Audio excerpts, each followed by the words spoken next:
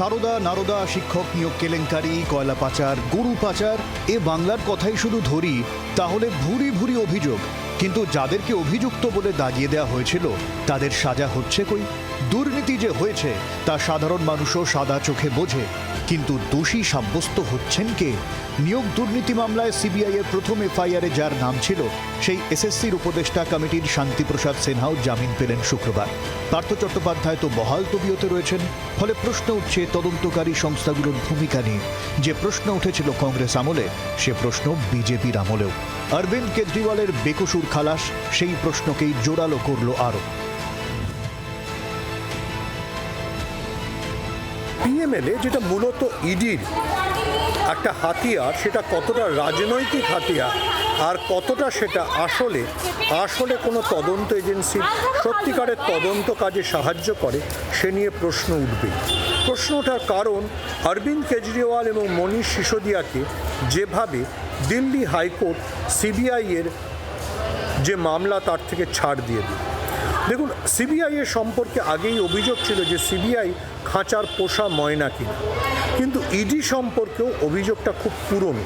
বিশেষ করে পশ্চিমবঙ্গের শাসক দল তৃণমূল তো বলেই যে ইডি যে ৮,০০০ মামলা করেছে তার মধ্যে শেষ পর্যন্ত মাত্র ৮টি মামলার অর্থাৎ ২% মানে কাছাকাছি মামলার মাত্র রায় হয়েছে। তাহলে কি শুধুমাত্রই ইডি একটা ভয় দেখানোর হাতিয়ার? সিবিআইও একটা ভয় দেখানোর হাতিয়ার?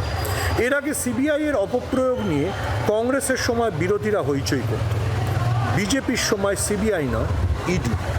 দিলীপ ঘোষ নিজেই বলেছিলেন সিবিআই এর চাইতে ইডি অনেক বেশি এফেক্টিভ। কিন্তু শেষ পর্যন্ত ইডিও কি সত্যি কোনো দুর্নীতি প্রমাণ করতে পারছে?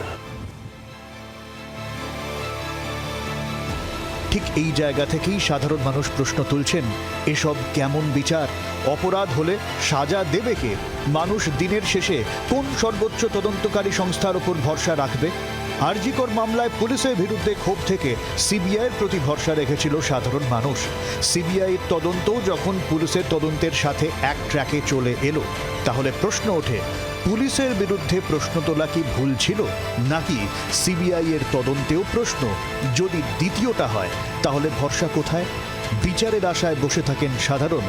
সত্যি মিথ্যে গুলিয়ে দেওয়ার রাজনীতি চলে রমরমিয়ে। ব্যুরো রিপোর্ট, জি24 ঘন্টা।